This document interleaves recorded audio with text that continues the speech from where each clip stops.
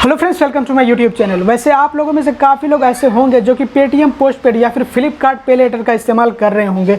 वैसे अगर आप कर रहे हैं तो प्लीज़ कमेंट करके ज़रूर बताइएगा।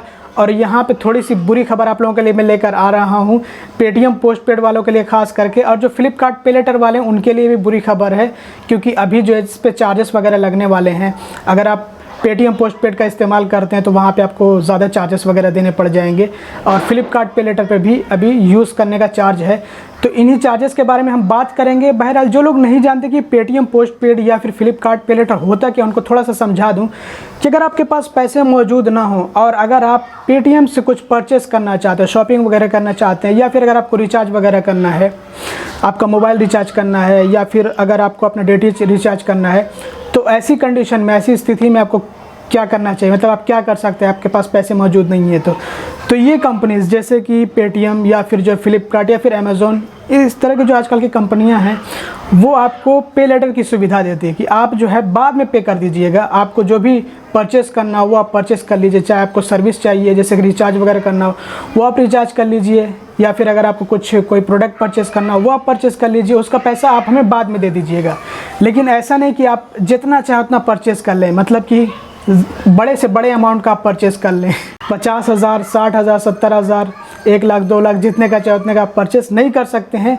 जितनी आपको लिमिट प्रोवाइड करी जाएगी, आप उतने ही लिमिट के अंदर का जो भी प्रोडक्ट या फिर सर्विस परचेस करना चाहे वो आप परचेस कर सकते हैं।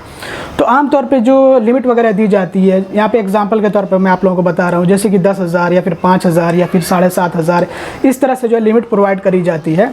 कुछ लोगों को 20,000, कुछ लोगों को 40,000, लिमिट बढ़ती रहती है, और जितना अच्छा सिबिल आपका होगा उतनी ज़्यादा आपकी लिमिट होगी। तो एक लिमिट दे दी जाती है, ऐसे नहीं कि आप अनलिमिटेड परचेस कर सकते हैं, और उसी लिमिट के अंदर आपको परचेस करना होता है। तो इसमें क्या होता है, पहले होता था ऐसा कि इसमें आपको इंटरेस्ट फ्री पीरियड मिलता था। हालांकि अभी भी इंटरेस्ट फ्री पीरियड मिलता है, जो कि 1 महीने का होता है। 1 महीना कह सकते हैं आप। कुछ जो है कंपनी हर महीने की 5 तारीख को ले लेते हैं, मतलब ऑटोमेटिक डिडक्ट कर लेते हैं। और अगर आपने 5 तारीख को नहीं जो है पेमेंट किया, जो आपने यूज़ किया, तो उसके बाद से इंटरेस्ट वगैरह लगने लग जाता है, चार्ज वगैरह ले लेते हैं।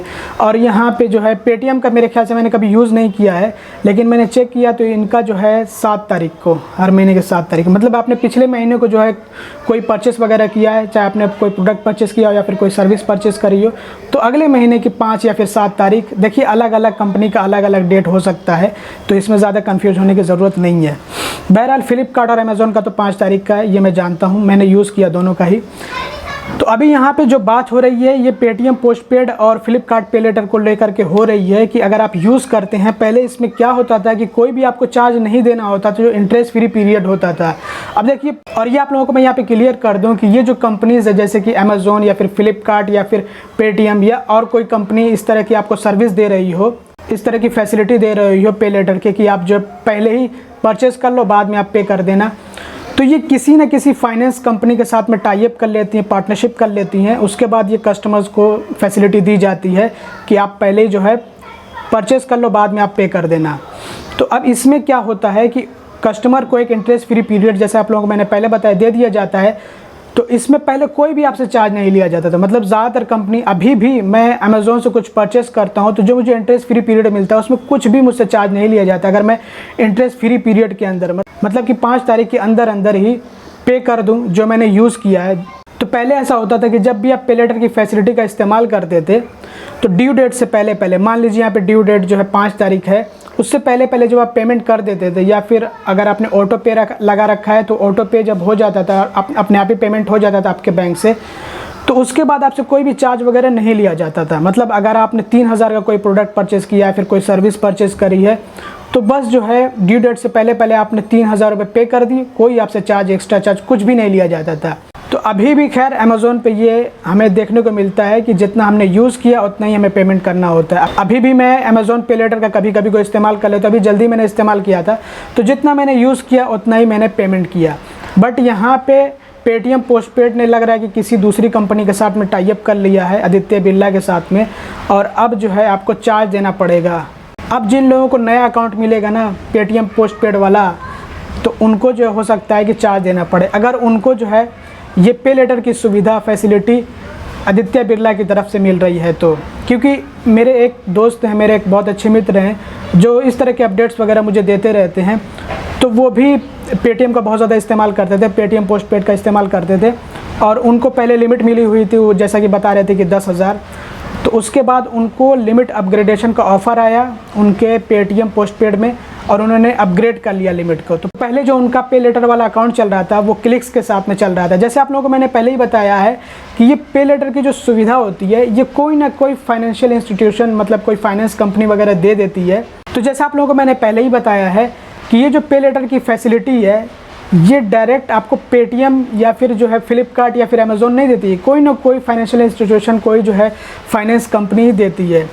तो वो क्या करते हैं कि आपका डेटा वगैरह ले लेती हैं और उसके बाद आपका एक क्रेडिट अकाउंट खोल देती हैं। तो वही मैं बता रहा हूँ कि पहले जो इन्होंने पेटीएम पोस्टपेड का इस्तेमाल किया था वो उनका अकाउंट क्लिक्स के साथ में चल रहा था। जो इनका क्रेडिट अकाउंट था वो क्लिक्स के साथ में चल रहा था, क्लिक्स ऐसे ही कुछ नाम है।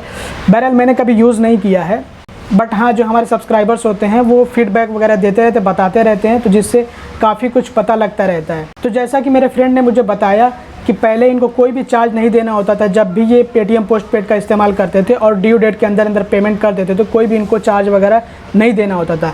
लेकिन अभी जब इनको लिमिट अपग्रेडेशन का ऑफ़र आया और जब इन्होंने अपनी लिमिट को अपग्रेड कर लिया, तो इनका क्लिक्स वाला अकाउंट बंद करके और नया अकाउंट खोला गया है आदित्य बिरला के साथ में। अब जब इनका आदित्य बिरला के साथ में अकाउंट खुला है तो इन्होंने एक चीज़ नोटिस करी है, और ये बहुत ज़्यादा इम्पोर्टेंट है, कि इनको चार्ज देना पड़ेगा जब ये इस्तेमाल करेंगे।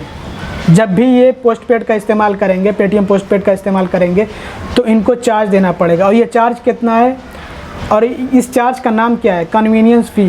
1% कन्वीनियंस फ़ी प्लस टैक्सेस, मतलब GST। तो 1% जो कन्वीनियंस फ़ी लगेगी और उसमें GST भी ऐड होगी। तो इसका मतलब ये होता है कि 1% अगर चार्ज लगे तो हर 100 रुपये पे 1 रुपये बनता है, और इसी तरह से हर 1000 रुपये पे 10 रुपये बनेगा, और 10,000 पे 100 रुपये बनेगा। तो ये जो कन्वीनियंस फ़ी है ना यूज़ करने की, ये बहुत ज़्यादा है, 1% बहुत ज़्यादा होती है।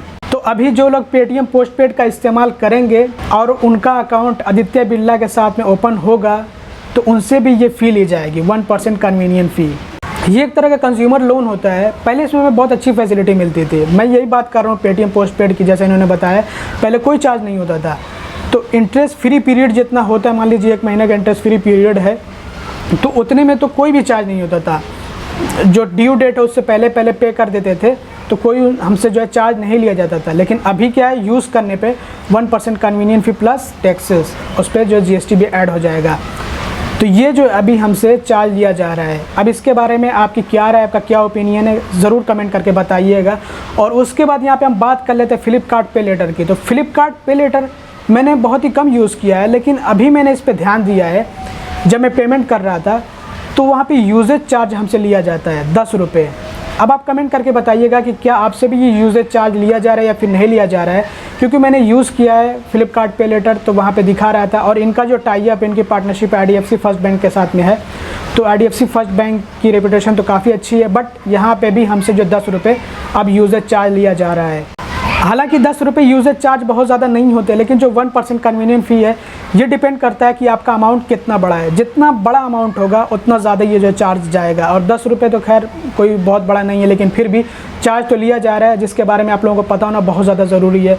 तो अब इन्होंने शुरू कर दिया चार्ज, तो धीरे धीरे मुझे लग रहा है कि सारी कंपनियाँ जो आपसे चार्ज लेंगी। तो अब आप कमेंट करके ज़रूर बताइएगा फ्लिपकार्ट पे लेटर या फिर अमेज़ोन पे लेटर या फिर जो है पेटीएम पोस्टपेड, या फिर आप किसी भी तरह का कोई भी पे लेटर यूज़ कर रहे हो, तो आपकी क्या राय इसके बारे में, जो हमसे चार्ज वगैरह लिया जा रहा है ये सही है या फिर गलत है। तो दोस्तों बस इस वीडियो में इतना था। आई होप कि ये वीडियो आप लोगों के लिए इन्फॉर्मेटिव रहेगा। अगर आपको वीडियो पसंद है तो जरूर लाइक करिएगा, चैनल को सब्सक्राइब ना करें तो सब्सक्राइब भी कर लीजिएगा और वीडियो को शेयर कर दीजिए। Thanks for watching, bye bye.